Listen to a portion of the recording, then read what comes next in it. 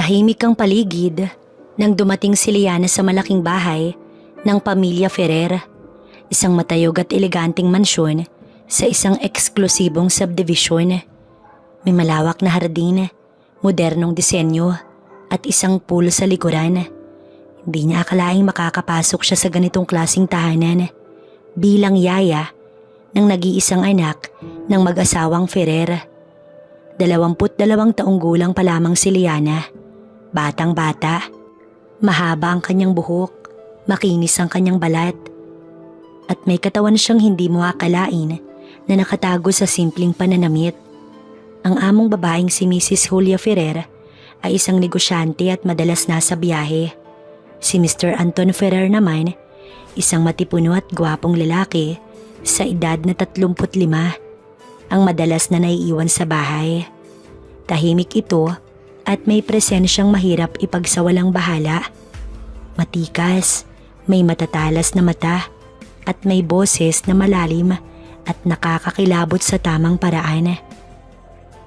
Liana, gusto kitang ipakilala sa asawa ko, sabi ni Julia habang bumababa sa hagdan si Anton. Nakasuot ito ng itim na polo, bahagyang nakabukas ang unang 2 butones at mukhang kagagaling lang sa trabaho. Napayuko si Liana nang salubungin siya ng malamig ngunit matalim na tingin ng lalaki. Magandang gabi po, sir. Saglit na natahimik si Anton bago bahagyang tumango. Ikaw ang bagong yaya ni Lucas? Opo, mahinang sagot ni Liana. Pilit na iniiwasan ang tingin ng lalaki. Hindi niya alam kung bakit nanginginig siya ng bahagya. Marahil dahil sa presensya nito. O baka dahil sa kakaibang init na tila bumalot sa kanya ng matagal ang tingin ng kanyang amo sa kanya. Magandang gabi rin. Tanging tugon ni Anton bago muling bumaling sa kanyang asawa. Hindi napansin ni Liana ang bahagyang pagngiti ng lalaki habang palihim siyang sinisipat mula ulo hanggang paa. At doon nagsimula ang isang lihim na hindi niya akalaing maglalagay sa kanya sa isang mapanganib na sitwasyon. Isang tukso na hindi niya basta-basta matatakasan. Naging mabilis ang pag-adjust ni Liana sa kanyang bagong trabaho. Masayahing bata si Lucas at madali niyang nakuha ang loob nito. Ngunit sa bawat araw na lumilipas, mas nagiging mahirap para kay Liana ang pakikitungo sa kanyang among lalaki, si Mr. Anton Ferrer. Laging tahimik, palaging seryoso, ngunit may pagkakataong nahuhuli niyang nakatitig sa kanya. Hindi niya alam kung imahinasyon lang niya iyon, pero sa tuwing nagkakasalubong ang kanilang mga mata, may kung anong dumadaloy sa kanyang katawan na hindi niya maipaliwanag. Isang gabi, habang natutulog si Lucas, pumunta si Liana sa kusina upang uminom ng tubig. Nasa kwarto na si Mrs. Julia, pagod sa biyahe at maagang nagpahinga. Tahimik ang buong bahay, maliban sa mahihinang yabag na nanggagaling sa may teres. Sumilip siya at naroon si Anton, nakatayo sa may railing, may hawak na baso ng alak. Bahagyang nagliwanag ang mukha nito nang masinaga ng ilaw mula sa loob ng bahay. Sa ilalim ng mahinang sinag na buwan, lalo niyang napansin kung gaano ito kakisig. Ang matikas na katawan, ang matangos na ilong, at ang matalim na mga mata na tila laging may itinatagong sikreto. Magsasalita na sana siya upang magpaalam pabalik sa kanyang kwarto, ngunit hindi niya nagawa dahil sa isang iglap bumaling si Anton sa kanya at sa halip na lumingon palayo, nanatili siyang nakatitig rito. Mainit ang tingin ng lalaki, hindi bastos, hindi mapagsamantala, pero may kakaibang lalim. Parang sinusuri siya, binabasa ang nasa isipan niya at kinakalap ang mga damdaming pilit niyang itinatago. Gising ka pa? Basag nito sa katahimikan. Napasinghap si Liana at bahagyang nag-alangan bago tumango. Uminom lang po ng tubig, sir. Tumikhim si Anton at uminom mula sa kanyang baso. Sanay ka bang magtrabaho sa ganitong bahay? Opo, Sagot niya kahit hindi pa siya nakapasok sa bahay na kasing laki nito noon. Bahagyang umiti si Anton. Mabuti, mahirap makahanap ng mapagkakatiwalaang yaya. Nag-init ang pisngi ni Liana sa sinabi nito. May kung anong bigat sa boses ni Anton. Parang may iba pang kahulugan sa kanyang sinabi. Tumingin siya sa lalaki at sa unang pagkakataon, hindi siya umiwas.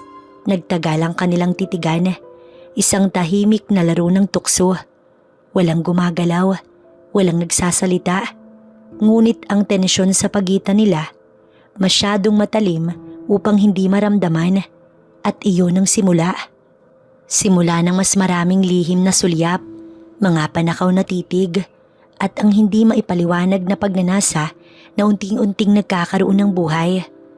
Pagkalipas ng gabing yun, hindi na nawala sa isipan ni Liana ang paraan ng pagtingin ni Anton sa kanya. Iba iyon, hindi simpleng tingin lang ng isang amo sa kanyang kasambahay. May kung anong sumisilip sa likod ng kanyang malamlam na mata. Isang bagay na hindi naman dapat maramdaman. Simula noon, naging mas madalas ang mga pagkakataong nahuhuli niya ang among lalaki na palihim siyang sinusulyapan. Kapag nasa kusina siya at nag-aasikaso ng pagkain. Kapag naglalaro siya kasama si Lucas sa sala. Kahit anong minsang tumungo siya sa likod bahay upang magsampay ng damit. At tila, lalo itong tumindi isang gabing siya'y nakaramdam ng uhaw. 12:00 na ng hating gabi nang bumangon si Liana mula sa kanyang kama. Tahimik ang buong bahay, maliban sa mahinang huni ng kuliglig sa labas. Pagbaba niya sa kusina, dahan-dahan niyang binuksan ang refrigerator at nagsalin ng malamig na tubig sa baso. Ngunit bago niya ito mainom, biglang may narinig siyang mahinang yabag sa likuran. Napalingon siya at natagpuan ang matikas na figura ni Anton na nakatayo sa may pintuan ng kusina. Suot lamang ang puting sando at maluwag na pajama. Bahagyang magulo ang buhok nito at sa mahina ngunit madilim na ilaw ng kusina, mas lalong lumitaw ang matikas nitong pangangatawan. Hindi agad siya nakapagsalita. Gising ka pa? Tanong ni Anton, mababa at bahagyang pausang boses. Nauhaw lang po, sagot niya't kinakabahan. Dahan-dahang lumapit ang lalaki. Hindi ito bumalik sa kwarto niya. Sa halip, tumigil ito sa tapat niya. Kinuha ang pitsil at nagsalin din ng tubig para sa sarili. Tahimik, tanging ang mahihinang tunog ng kanilang paghinga at ang tila nakakabinging tibok ng puso ni Liana ang maririnig sa loob ng kusina. Nang matapos uminom si Anton, inilapag nito ang baso at tumitig sa kanya. Hindi niya maintindihan, pero parang may mabigat na hangin sa kanilang pagitan. Parang may kung anong hindi dapat iparamdam, ngunit parehong nararamdaman nila. Liana, halos lumundag ang puso niya nang marinig ang kanyang pangalan sa bibig ng lalaki. Ibang klaseng init ang dumaloy sa kanya. Opo, mahina niyang sagot. Hindi alam kung bakit parang nanginginig ang kanyang tinig. Dahan-dahang lumapit si Anton. Napaatras siya pero walang mapuntahan. Nakasandal na siya sa countertop ng kusina. Gabi na, dapat nasa kwarto ka na. Mahina nitong sabi, pero ang boses niya tila may bahagyang lagkit. Isang hindi maitagong pag-aari ng isang lalaking may gustong gawin, ngunit pinipigilan ng sarili. Pasensya na po, bulong ni Liana, hindi makatingin ng diretsyo. Pinanood lang siya ni Anton, ang kanyang nanginginig na mga kamay, ang mapupulang labi niya na bahagyang nakabuka, at ang paraan ng kanyang paghinga. Mabilis, parang naguguluhan o natutokso, at sa isang iglap, parang may kung anong sumabog sa kanilang pagitan. Hindi siya hinawakan ng lalaki, hindi nagpatuloy sa dapat na mas mapanganib na kilos. Pero bago ito lumayo, bumaba ang tingin to sa kanyang labi. Mabagal mariin at may kasamang pagnanasa. Isang saglit na kahinaan. Pagkatapos, ay umiwas ito at tumalikod. Matulog ka na. At tulad ng biglaan itong pagdating, bigla rin itong nawala sa dilim. Iniwan siyang nanginginig, hindi sa takot, kundi sa hindi maipaliwanag na kilabot ng matinding pagnanasa. Simula ng gabing iyon sa kusina, hindi na naging pareho ang pakikitungo ni Liana kay Anton. Kahit hindi sila nag-uusap ng madalas, may kung anong hindi maipaliwanag sa tensyon sa tuwing magkasama sila sa loob ng bahay. Naging masyadong mahaba ang kanilang mga titigan. Minsan, tila may gustong sabihin si Anton, ngunit hindi matuloy. Si Liana naman, kahit pilit niyang iniiwasan ng lalaki, hindi niya maiwasang sundan ito ng tingin sa tuwing ito ay nasa paligid. At isang araw, naganap ang unang delikadong hakbang. Mainit ang hapon noon. Katatapos lang maligo ni Liana at pupunta siya sa kusina upang kumuha ng tubig. Naka-t-shirt lang siya at maiksing short dahil nasa kwarto pa si Lucas at natutulog. Hindi niya inaasahan na mahahanap si Anton doon, nakatayo sa tabi ng mesa. Halatang bagong paligo rin ito dahil basa pa ang buhok at may butil-butil na tubig sa katawan nito. Napatigil siya sa pinto.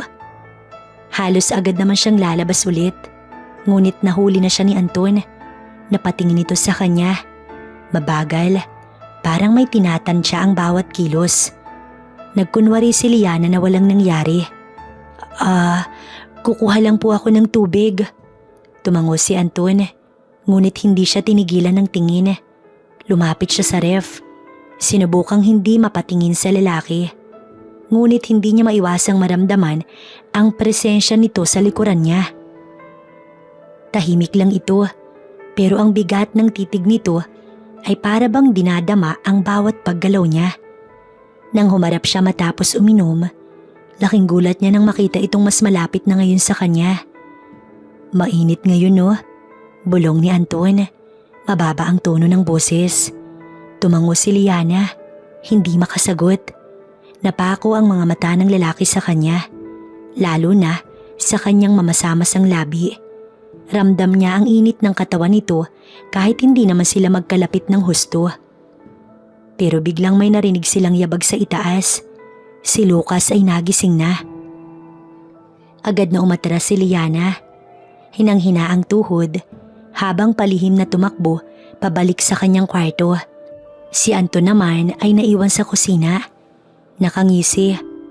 Waring natutuwa sa nangyari dahil alam nilang pareho. Isa lang iyong simula. Pagkatapos ng mainit ng tagpong yun sa kusina, naging mas mahirap para kay Liana ang manatili sa ilalim ng iisang bubong kasama si Anton. Pilit niyang iniiwasan ng lalaki. Iniiwasan ang kanyang mga titig, ang tahimik nitong presensya at higit sa lahat, ang sarili niyang damdamin na unti-unting bumibigay, ngunit hindi ganoon kadaling takasan ng tukso. Isang gabi, matapos niyang patulugin si Lucas, mabilis siyang bumaba upang kunin ang kanyang naiwang cellphone sa sala. Tahimik ang bahay, ngunit nang dumaan siya sa may study room ni Anton, napansin niyang bahagyang nakaawang ang pinto. Napahinto siya. Mula sa siwang, nakita niyang nakaupo si Anton sa kanyang desk. May hawak na basong may alak. Tila malalim ang iniisip. Bahagyang nakaanboto ng itim nitong polo at ang mahihinang ilaw sa silid lalong nagpalalim sa anino ng kanyang matikas na katawan. Dapat ay dumiretso na siya sa kanyang kwarto. Dapat ay umiwas na siya. Ngunit nang biglang bumaling ang lalaki at nahuli siyang nakasilip, hindi siya makagalaw. Nagtagpo ang kanilang mga mata at sa halip na magsalita o pagalitan siya, isang mapanganib na ngiti ang gumuhit sa labi ni Anton. Gising ka pa pala, Liana. Mabagal ang tono ng boses nito. Waring alam na alam ang epekto ng kanyang presensya sa kanya. Anong ginagawa mo dyan? Tanong nito't bago pa siya makasagot, unti-unti itong tumayo mula sa kanyang kinauupuan. Napaatras si Liana. Biglang bumilis ang tibok ng kanyang puso. Pasensya na po, naiwan ko lang yung cellphone ko sa sala. Mabilis niyang sagot bago tuluyang tumalikod upang maglakad palayo. Ngunit bago pa siya makarating sa hagdan, narinig niya ang tinig ni Anton. Bahagyang paos, ngunit puno ng lalim. Liana, napahinto siya. Hanggang kailan mo ko iiwasan? Parang binuhusan ng malamig na tubig ang kanyang katawan. Hindi siya lumingon, pero ramdam niya ang titig ng lalaki sa kanyang likuran. Alam niyang mali, alam niyang hindi dapat. Ngunit bakit sa halip na tumakbo palayo, naroon siya ngayon, nananatili sa lugar, naghihintay sa susunod nitong gagawin. Matapos ang gabing yun, hindi na maitanggi ni Liana na hindi lang simpleng tingin o pagnanasa ang namamagitan sa kanila ni Anton. Mukhang may kung anong mas malalim, mas mapanganib at mas mahirap pigilan. At sa kabila ng kanyang pagtanggi sa sariling damdamin, dumating ang sandali na hindi niya kayang umiwas. Isang gabi, habang tahimik na gumagawa ng gawain sa kusina si Liana, biglang dumating si Anton mula sa sala. Nakasuot ito ng puting polo na bahagyang nakabukas ang unang 2 botones at nakaslacks na mukhang bagong hubad sa coat at tie nito. Galing siguro sa isang meeting o business event, ngunit hindi iyon ang bumihag sa atensyon ni Liana, kundi ang paraan ng paglapit nito. Mabagal, may kasiguraduhan, at ang mga mata nitong nakatingin sa kanya na parang sinusuri ang kanyang buong pagkatao. Liana, mababa ngunit matigas ang tinig nito. Natigil siya sa pagpunas ng mesa. Hindi makatingin ng diretso. Opo sir, napangiti ito sa tawag niya. Sir, hindi mo pa rin ba kayang tawagin ako sa pangalan ko? Hindi siya sumagot. Hindi niya rin inaasahang maramdaman ang init ng lalaki nang bigla itong pumuesto sa likuran niya. Hindi siya hinawakan, ngunit sapat ang lapit ng kanilang mga katawan para maramdaman niya ang bigat ng presensya nito. Napalunok si Liana. Liana, muling bulong ni Anton. Napapikit siya. Mahigpit na hinawakan ng basang-basahan sa kanyang kamay. Matagal na kitang pinagmamasdan. Diretsyong sabi ng lalaki. At alam kong ramdam mo rin ang nararamdaman ko. Muli hindi siya nakasagot. Hindi niya kayang umamin. Ngunit nang ipatong ni Anton ang kanyang kamay sa bewang, marahan, tila nagtatanong kung papayagan siya. Doon niya napagtanto ang katotohanan. Hindi niya na kayang tumanggi. Hindi na niya kayang umiwas. Unti-unting bumaling si Liana at sa sandaling nagtama ang kanilang paningin, isang matinding emosyon ang bumalot sa kanila at sa unang pagkakataon, siya mismo ang naglapit ng kanyang labi sa labi nito. Hindi na nila nagawang pigilan ang mga sarili. Ang halik na nagsimula sa banayad na paglalapit ng kanilang mga labi ay mabilis na naging mainit na mainit. Para bang matagal nang kinikimkim at ngayon tuluyang pinakawalan. Napakapit si Liana sa balikat ni Anton, habang ang lalaki naman, mahigpit siyang hinila palapit. Waring takot na bumitaw siya. Anton, mahina niyang bulong nang maghiwalay sandali ang kanilang mga labi. Ngumiti ang lalaki. Sa wakas, sinabi mo rin, hindi na siya sumagot. Paano niya ipapaliwanag ang nararamdaman niya? Ngayong siya mismo ay hindi sigurado kung ito ba ay tama o isang pagkakamali lang. Ngunit nang muli siyang halikan ni Anton, mas may panunuyo, unti-unti niyang nakalimutan ang dapat at hindi dapat. Dama niya ang mainit nitong palad na hinahaplos ang kanyang likuran hanggang sa bigla siya nitong binuhat. Isang mahina ngunit punong-puno ng emosyon ang lumabas na ingay mula sa kanyang lalamunan. Dama niyang nagpantig ang tenga ni Anton sa narinig dahil biglang lumalim ang kanyang paghinga. Lalong humigpit ang yakap nito sa kanya. Pareho na silang nilamon ng apoy na sila mismo ang nagsindi. At nang gabing yun, sa madilim at tahimik na kusina, isinuko ni Liana ang kanyang sarili sa lalaking hindi niya dapat minahal. Matapos ang gabing iyon sa kusina, hindi na naging pareho ang lahat. Sa tuwing magtatama ang kanilang mga mata, may lihim na init na sumisirit sa kanilang pagitan. Ang bawat simpleng galaw, ang bawat sulyap, lahat ay puno ng pangako ng muling pagtatagpo. Ngunit kasabay ng matinding pagnanasa, dumating din ang takot. Mabilis na tumakbo si Liana pabalik sa kanyang kwarto nang marinig nilang kumilos si Lucas sa itaas. Nanginginig ang kanyang tuhod, ngunit hindi niya alam kung dahil sa kaba o sa matinding sensasyon na iniwan ng kanilang ginawa. Nakahiga siya sa kama, pilit pinapakalma ang kanyang mabilis na paghinga. Diyos ko, ano itong ginawa niya? Ngunit kahit anong pilit niyang iwasang isipin, dama pa rin niya si Anton. Napapikit siya, mahigpit na kinuyom ang kumot. Hindi na ito matatapos dito, hindi ba? Kinabukasan, sinubukan ni Liana na kumilos ng normal. Nag-aasikaso siya kay Lucas, naghahanda ng pagkain at pilit na iniiwasang mapadpad sa lugar kung saan maaaring naroon si Anton. Ngunit hindi iyon ganun kadali. Habang tinutulungan niyang kumain si Lucas, naramdaman niyang may nakamasid sa kanya. Sinulyapan niya ang hagdan at doon nakita niyang nakatayo si Anton. Walang ekspresyon ng muka, ngunit puno ng pahiwatig ang mga mata. Hindi niya alam kung paano magre-react. Hindi siya maaaring magpakita ng kahit anong emosyon, lalo na't nandyan si Lucas. Ngunit nang dahan-dahan siyang lumapit si Anton sa kanya, para bang hindi siya makahinga.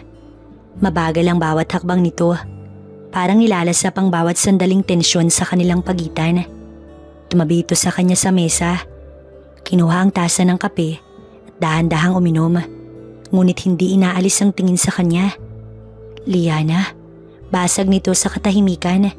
Mababa ang boses, ngunit puno ng panunukso. Napakagatlabi siya. Pilit na hindi pinapansin ang pangungusap nitong may dobling talim. Hindi siya maaaring magpahalatang may nangyari sa kanila. Hindi niya kayang ipakita kay Lucas o sa kahit kanino na sa kabila ng kanyang inosenteng postura, may isang lihim siyang tinitingala sa dilim. Isang lihim na hindi niya alam kung hanggang kailan niya kayang itago. Mula sa nangyari ng gabi yun sa kusina, hindi na magawang baliwalain ni Liana ang presensya ni Anton. Kahit anong iwas ang gawin niya, sa bawat sulok ng bahay, naroon ito, nakatingin nagmamasid at naghihintay. At alam niyang hindi pa tapos ang lahat. Isang gabi, matapos niyang patulugin si Lucas, mabilis siyang bumaba upang linisin ang kusina. Alam niyang naroon si Anton sa kanyang study room. Kaya naisip niyang magiging ligtas siyang tapusin ang kanyang trabaho nang hindi ito nakakasalamuha. Ngunit nagkamali siya. Paglingon niya, nakita niyang nakatayo ito sa may pinto, nakasandal sa hamba, nakasuot lamang ng puting shirt at pajama. Bahagyang magulo ang buhok na tila bagong ligo. Hindi ka pa natutulog? Anito, mababa ang tinig. Napakapit si Liana sa mesa. Lilinisan ko lang po to, sir. Sir na naman, mabilis itong lumapit sa kanya. Napalunok siya. Hindi mo na kailangang umiwas, Liana. Bulong nito sa kanyang tenga. Alam mo bang hindi kita titigilan? Hindi niya alam kung anong dapat niyang katakutan. Ang panunukso ni Anton o ang sarili niyang panghihinang lumaban dito. Naramdaman niya ang kamay nito sa kanyang balikat.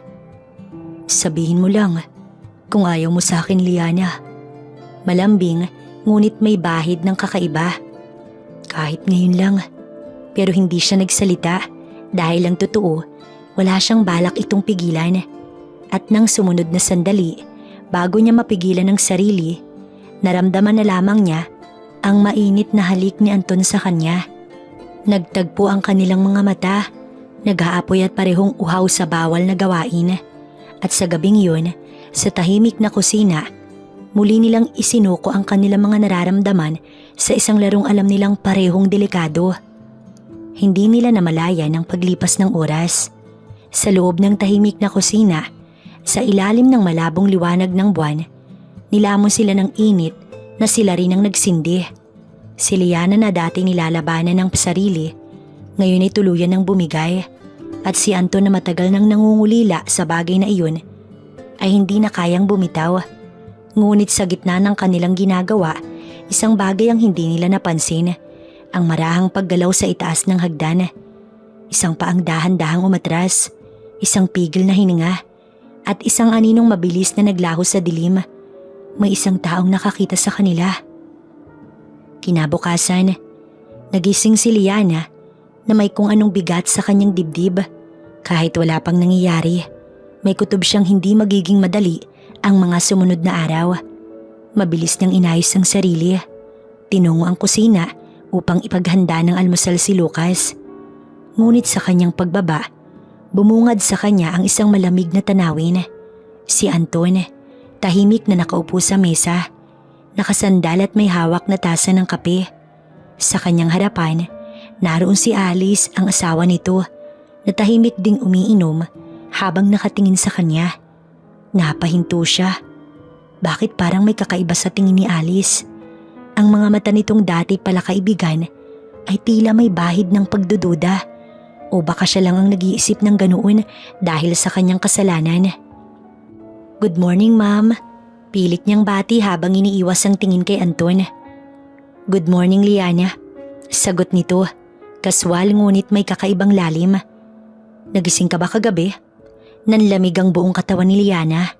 Parang may kung anong humigpit sa kanyang dibdib at muntik na niyang mabitiwan ng pitchel na juice na hawak. Hindi po, maaga akong natulog." Sagot niya, napilit pinapakalma ang kanyang tinig. Napangiti si Alice, ngunit may kung anong misteryo sa kanyang ekspresyon. "Ganon ba?" Saglit na sumulyap si Liana kay Anton, ngunit nanatiling tahimik ang lalaki. Waring pinagmamasdan lang ang bawat kilos niya. Parang nag-iintay, at sa sandaling yun, napagtanto ni Liana ang isang bagay. Maaring wala pang ebidensya si Alice pero may kutob ito. At kung hindi sila mag-iingat, isang maling galaw lang ang maaaring tuluyang magbunyag ng kanilang lihim. Lalong lumalim ang gabi, at habang si Alice ay patuloy na umiinom sa sala, si Liana naman nagmamadaling naglakad papunta sa kusina. Pilit na kinakalma muli ang sarili. Paano kung tama ang kutob niya? Paano kung may alam na si Alice? Napahawak siya sa dibdib. Pinipigilan ang mabilis na tibok ng kanyang puso. Hindi niya dapat hinayaan ang sarili niyang mahulog sa ganitong sitwasyon.